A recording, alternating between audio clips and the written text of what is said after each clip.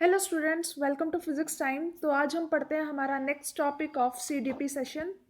जो हमारा ये सीडीपी का कोर्स चल रहा है, इसमें हमें ऑलमोस्ट सीडीपी कवर करनी है, but in very short terms.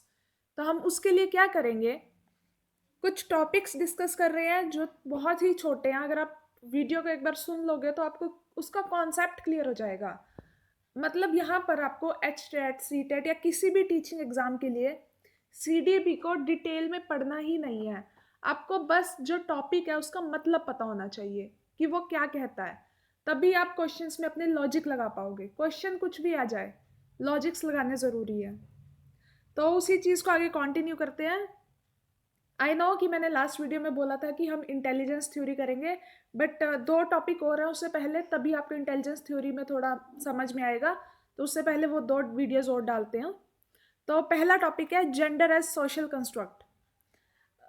अभी तक ना आप लोग ये समझते हो कि जेंडर का मतलब क्या होता है, कि आप किसी से पूछते हो व्हाट्स योर जेंडर, बॉय और गर्ल। लेकिन नहीं, जेंडर का मतलब ये होता ही नहीं है। एक्चुअली जेंडर एक सोशल कंस्ट्रक्ट है, बायोलॉजिकल कंस्ट्रक्ट नहीं है। बॉय या गर्ल होना किसी का एक बायोलॉजिकल कंस्ट्रक्ट होता है कि वो पैदा कैसे हुआ है। But gender is not decided when you born. Gender decide करती है हमारी सोसाइटी। वो कैसे? देखो, हम अपने बेसिस पे कुछ रूल्स बनाते हैं, कुछ रोल्स बनाते हैं। वही चीज़ पढ़नी है कि जेंडर को हमने सोशल कंस्ट्रक्ट क्यों बोला है। सबसे पहले हम देखते हैं इक्वालिटी। इक्वालिटी क्या होगी? इक्वालिटी होता है एक dominant concern of modern time. आज के टाइम में हम जो बोलते हैं कि हम इक्वालिटी दे रहे हैं, same rules, same abilities, same opportunities या सेम एनवायरनमेंट हम बॉय और गर्ल को देंगे। तो इस चीज़ से हम ये मानते हैं कि हम उन्हें इक्वालिटी दे रहे हैं, बट इन एक्चुअल हम उन्हें इक्वालिटी देते ही नहीं है। मतलब देखो, इक्वालिटी का रोल क्या है यहाँ पे। जो बच्चा होता है, इधर बॉय और गर्ल, उसके जो बचपन के कुछ साल होते हैं, उसी में अगर हम उन्हें लड़का और लड़की वाला बताते रहेंगे कि यू आर अ बॉय, आप ऐसे मत करो, तुम गर्ल हो, तुम्हें ये करते हुए अच्छा नहीं लगता, तो उनके माइंड में बॉय और गर्ल वाली चीज़ बैठ जाएगी और वो इक्वालिटी से दूर हो जाएंगे। जब वो बड़े हो जाएंगे, अडल्ट हो जाएंगे, उसके बाद उन्हें वो चीज़ें इतनी मैटर नहीं करेंगी जो उन्हें बचपन में कर जाती थी। इसलिए हमारा रोल, यानी टीचर्स का रोल यहाँ पे बहुत ज़्यादा आ जाता है जेंडर इक्वालिटी के टाइम पे। हम बच्चों से किस किस बेसिस पे इनइक्वालिटीज कर जाते हैं? सेक्स पे, कि तुम लड़का हो या लड़की। कास्ट पे, कि तुम लोअर कास्ट के हो, अपर कास्ट के हो। एज पे, वो छोटा बच्चा, उसके साथ ऐसा मत करो, वो बड़ा बच्चा है, वो इस एज में भी कर जाते हैं। सोशल इकोनॉमिक स्टेटस, कि आप कैसे सोसाइटी से बिलोंग कर रहे हो, वो रिच है, पुअर है। या उसकी पर्सनैलिटी से, कि उसको कपड़े पहनने अच्छे आते हैं, वो साफ सुथरा रहता है, और उस बच्चे को कपड़े पहनने नहीं आते, वो नहा के नहीं आता। हम टीचर्स चाहते या ना चाहते हुए भी ये इन इक्वालिटीज कर जाते हैं। तो एक्चुअल में सीडीपी हमें यही सिखाती है कि हमें ये इन इक्वालिटीज बच्चों के साथ नहीं करनी। हम बच्चों को रोल्स देते हैं, जेंडर रोल्स। बॉय हो तो ये करना है, गर्ल हो तो ये करना है। वो हर एज के हिसाब से अलग होते हैं। इन्फेंसी में अलग होते हैं, अर्ली चाइल्डहुड में, प्यूबर्टी में, एडोलसेंट में अलग अलग रोल्स होते हैं टीचर्स के बच्चों को देने के लिए, या बच्चों से जो पेरेंट्स या टीचर्स दोनों करवाते हैं। जेंडर रोल्स होते क्या हैं? जेंडर रोल्स होते हैं कि कोई भी लड़का पैदा हुआ हो या लड़की, उसे मैन बनना है या वुमेन बनना है, that will decided by the society, जो उसने उनके लिए जेंडर रोल्स कंस्ट्रक्ट करे हैं। जैसे कि ऐसे बैठना है, ऐसे उठना है, ऐसे कपड़े पहनने हैं, या सब कुछ वो चीज़ सोसाइटी डिसाइड करती है। और जब वो सोसाइटी उसे डिसाइड करेगी, उस चीज़ को हम बोलते हैं जेंडर रोल्स। हम ये मानते हैं कि masculinity is has been always appreciated over feminine qualities, कि जो बॉयज़ हैं उनकी क्वालिटीज़ ज़्यादा बेटर होती हैं गर्ल्स से, ऐसा मानते हैं।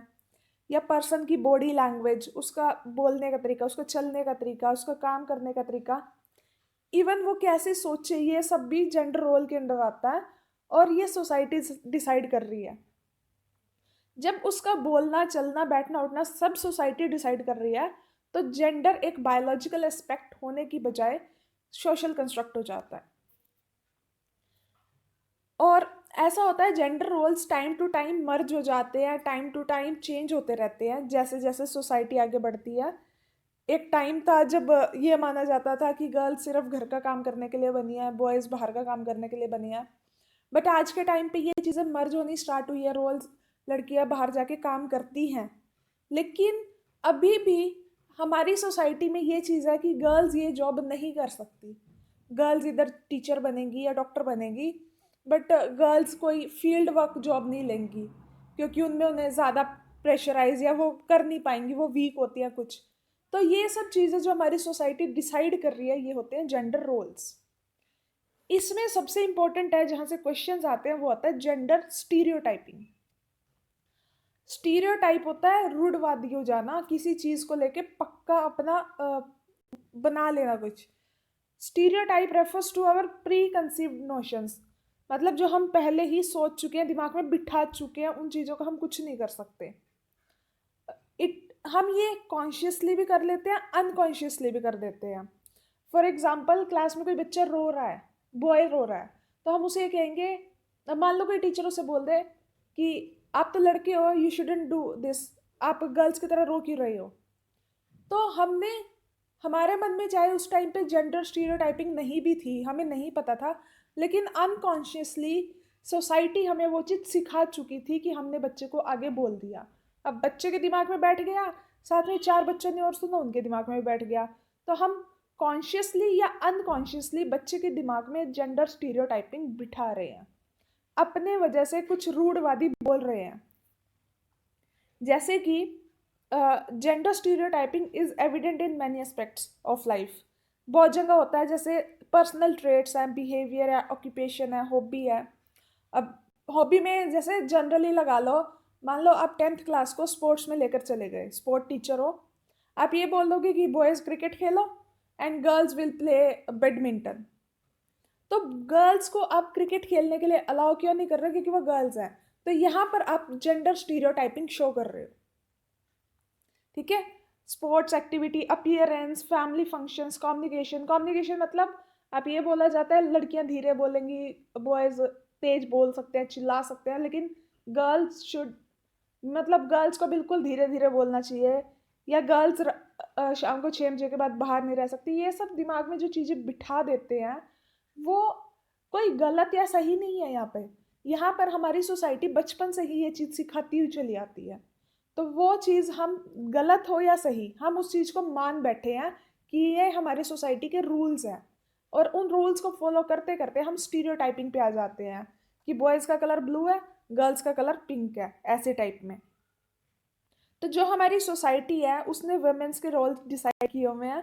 वो मानती है कि वुमेन वनरेबल होती हैं, वीक होती हैं, लेकिन एज कंपेयर टू जो बॉयज़ होते हैं, वो स्ट्रॉन्ग होते हैं।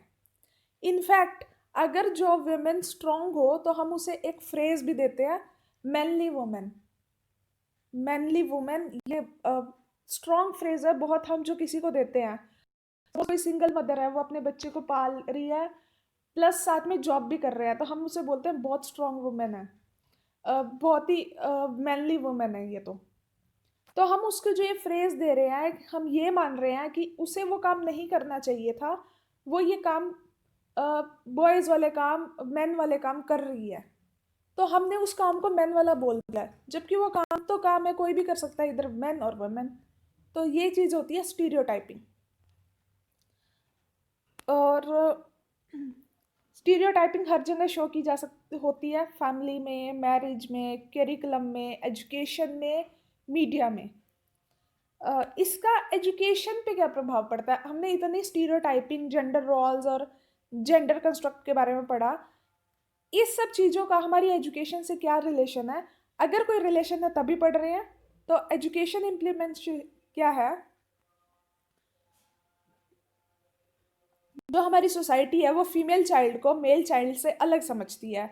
तो उनके लिए अलग स्टीरियोटाइप रोल्स डिसाइड करके रखती है।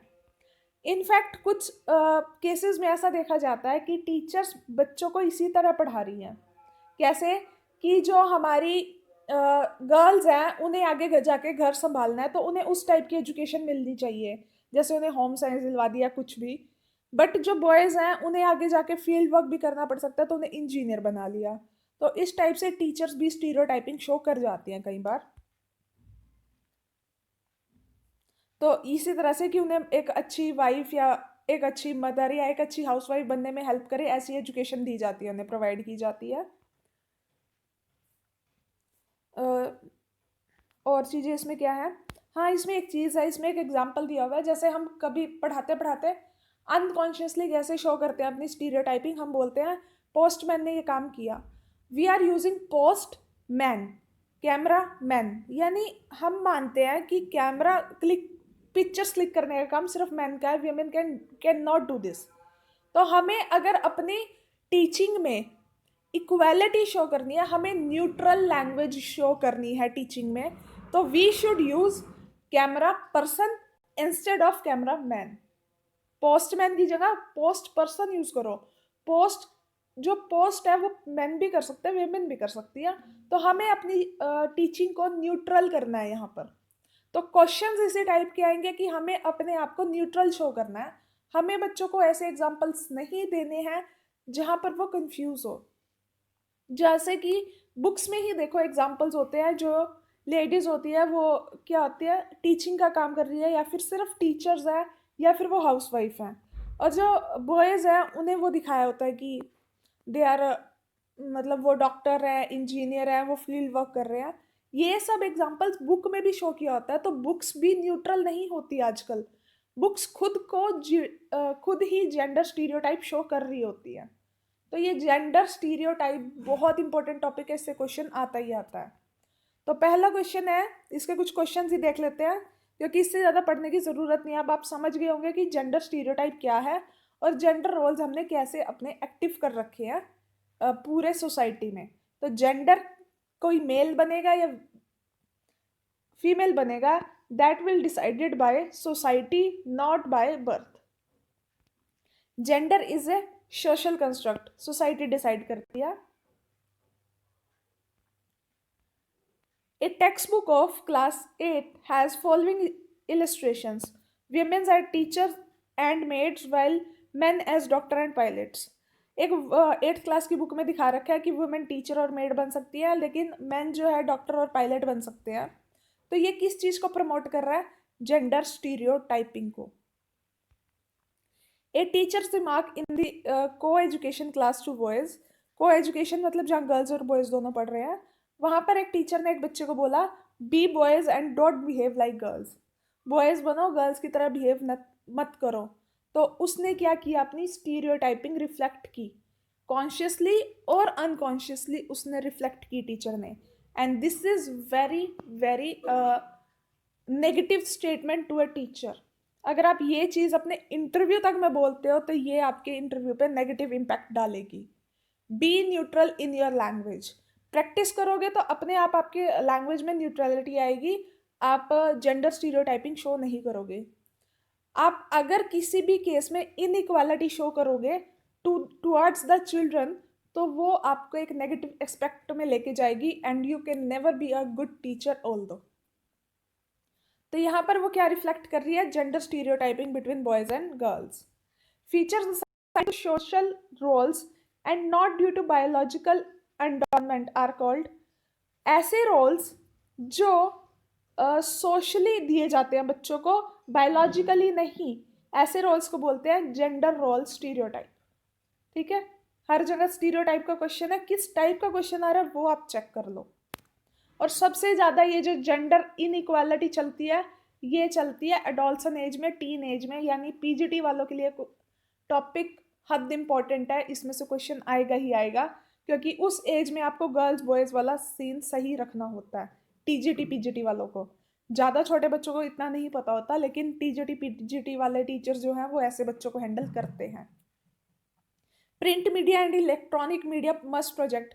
जो प्रिंट मीडिया है या इलेक्ट्रॉनिक मीडिया है, उन्हें क्या प्रोजेक्ट करना होता है? ना तो उन्हें सारा नेगेटिव साइड लेना होता, ना उन्हें सारा पॉजिटिव साइड लेना होता। उन्हें सिर्फ लाइफ का ट्रुथ दिखाना होता है, और ट्रुथ पॉजिटिव और नेगेटिव दोनों साइड्स इक्वल होती हैं।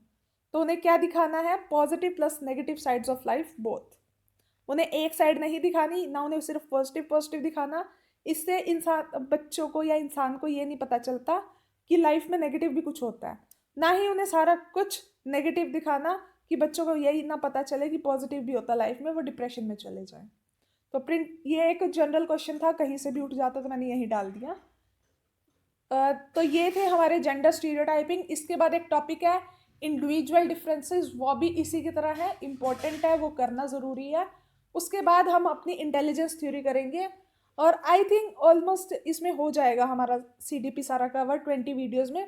उसके बाद जो 3-4 पेपर हैं वो तो 2 ही वीडियोज़ में कवर हो जाएंगे सारे, क्योंकि 30 क्वेश्चंस होते हैं एक वीडियो में। 30 क्वेश्चंस कर लो, 2-3 वीडियो में सारे पेपर कवर हो जाएंगे। So please like the video and subscribe the channel. Thank you.